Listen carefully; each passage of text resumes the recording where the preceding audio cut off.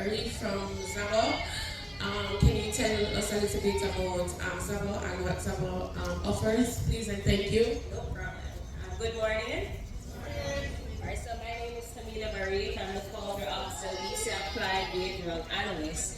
I know most of us perhaps are not familiar with what ABA is all about, but before I get into that, I just want to tell you a little bit more about myself. So I'm the first Jamaican to hold a qualified behavioral analyst license. And thank you. And what that means is not only am I able to provide effective treatment services for kids with autism and other developmental delays, I'm opening opportunities for students who are upcoming in the field of applied behavioral analysis or psychology. I know for most of us when we leave school, we're wondering what's the next step, what to do. I've been there.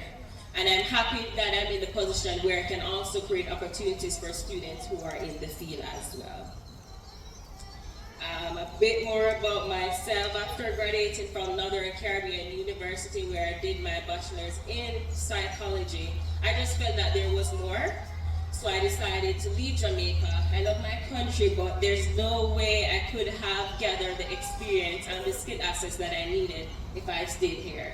Prayed, God answered my prayer. I worked at the first and only accredited pediatric clinic in Cayman Islands. Gathered the skills that I needed, left, became a director where I write policies and supervise teachers as to how they go about caring for students, especially those with special needs. Then my final stop was to work with Health City in Cayman again, where we look at kids' brain wave patterns just to ensure that whatever treatment services that we're applying, it's effective. And now I'm here in Jamaica with Talisa Applied Behavioral Analyst, where we provide ABA services for families. And now, ABA, I know for most persons, they believe it's all about behavior. Managing a child, especially if they're quote-unquote not behaving.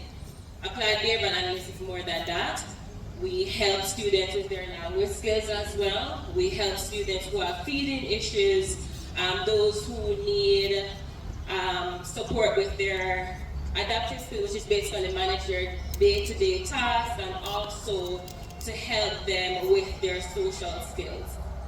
We work alongside with Boulder Health, which is a clinic with pediatricians, other doctors, and we also have a nutritionist that works alongside with us as well. I know most of the time we tend to focus on what is going on outside, but we have to take in consideration, what's going on internally as well. The type of food that the child eats plays a major role.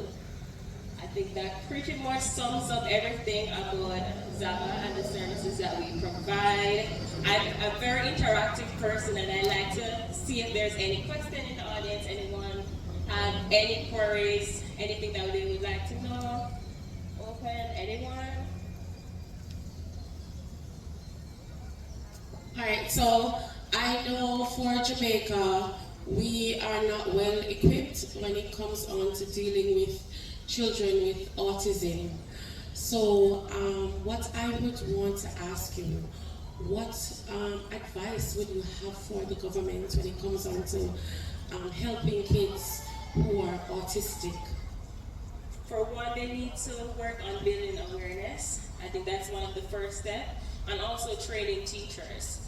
Most of the kids, when they go into school, that's like the first place, they're interacting with educators. And if they are not aware of what to look out for, that can cause problems. So the first step is for them to build awareness, ensure that teachers are trained and know how to identify, and then providing them with the necessary support that is possible. I had a conversation with someone from the ministry, and they said that the budget can stretch and stretch only so far. So how do we go from there? I think campaign like this. March awareness, I'm pretty sure there are persons out there that would love to contribute. Zaba is for one. I've worked with persons even in different countries, because when I started, I didn't know where to turn. No funds or whatever. But I went out advocate, let people know what Zaba is all about, and so much so everything just falls into place. All right. I spoke with several parents. One of the complaint is counseling is very expensive. How does Jabba separate in that expense? We try as much as possible to work with our parents because we know it's very expensive. Working overseas, I know health insurance they tend to cover, but coming here in Jamaica, it's a totally different ballgame.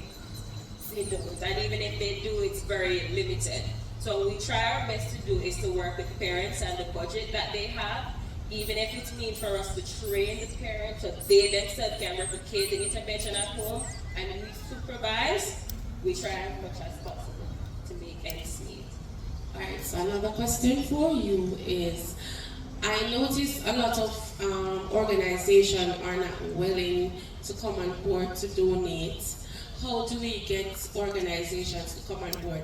Because when you speak with some people, they will say, oh, when I reach out to these organizations, I don't get any help. And then you have persons that will say organizations that are out there representing autism, they get the help, but then not give it to parents that are in need. Alright, so I'm asking how, with all of that that's happening, how do we get organizations to come on board? To support autism? Yeah, to support. Kind of start to with, again, building awareness, letting them know that, hey,